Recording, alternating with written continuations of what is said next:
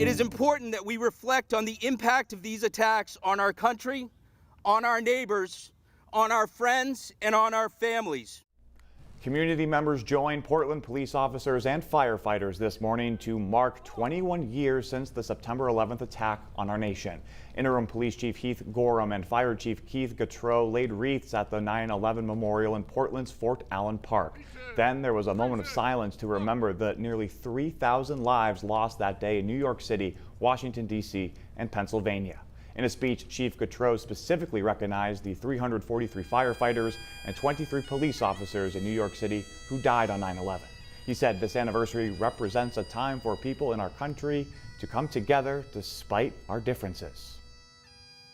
Let us put our political and social differences aside for at least one day to honor and keep our promise to never forget. Allows us to come together, even a hug, to a conversation, to a handshake, to being able to tell a story of somebody that was lost, or somebody's experience. They're still living and they had an experience that day or afterwards that sharing that is important. Also today, Governor Janet Mills ordered that all U.S. and state of Maine flags be lowered to half staff. In a statement, she said in part, quote, "During difficult moments for our nation, we have renewed our promise to stand united both in grief and in determination to move forward. May we once again renew that promise." And communities across our state gathered to honor the lives lost that day. At BIW, flags were raised on each crane in the shipyard. And in Booth Bay Harbor, the fire department remembering those first responders who gave their lives to protect others.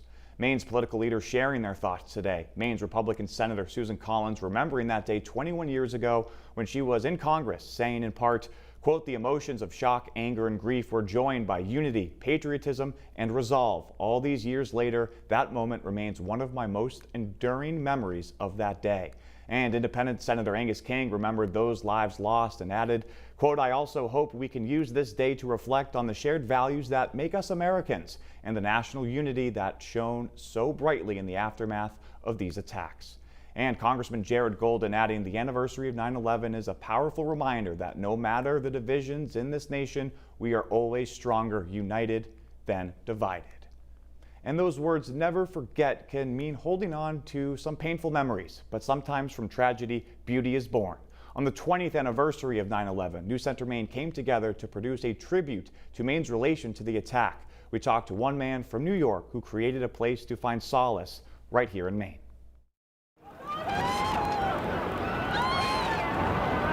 It was horrific for those that have never experienced warfare.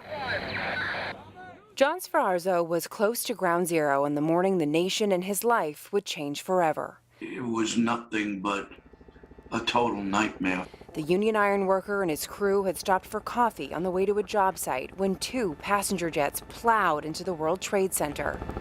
Without hesitation, they ran towards the smoke. The National Guard and members of the reserves, along with some police department, told us we had to turn around and go back. That wasn't going to happen. What he saw next still haunts him. The crushed fire trucks and crushed police cars. We were picking them up.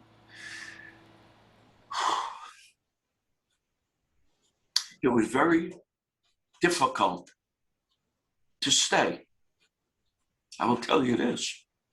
I never saw what anybody's intestines looked like or brain matter.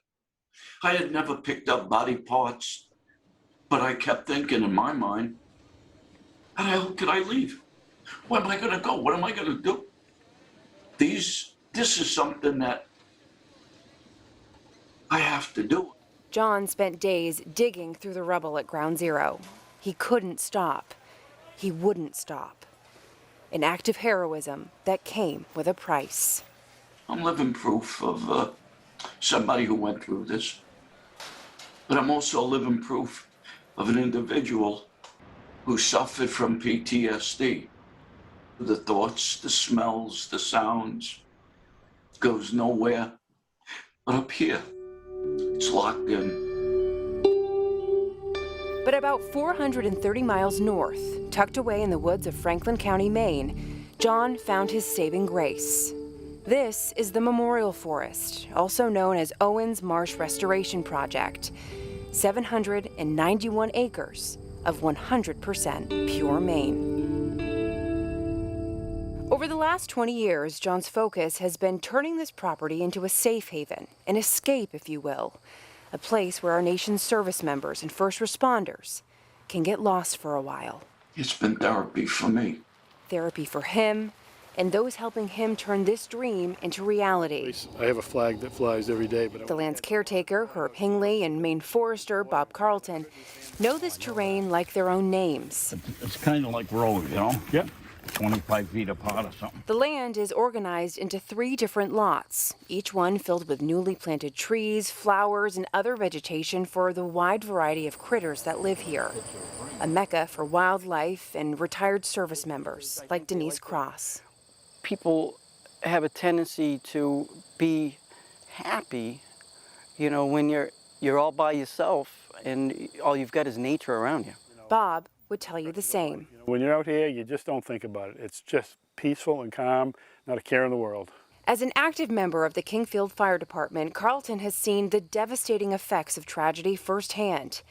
With the anniversary of 9/11, he can't help but remember. If you look at my fire helmet in my truck, there's a decal on the back, 9/11, never forget. It's a day we remember, but we remember with heavy hearts. Over time, John Sferrazzo hopes to see even more people make the trip north to get lost in the woods of Maine. He says it's the least he could do for those who have given so much. A living tribute dedicated to all who came and served when Lady Liberty called.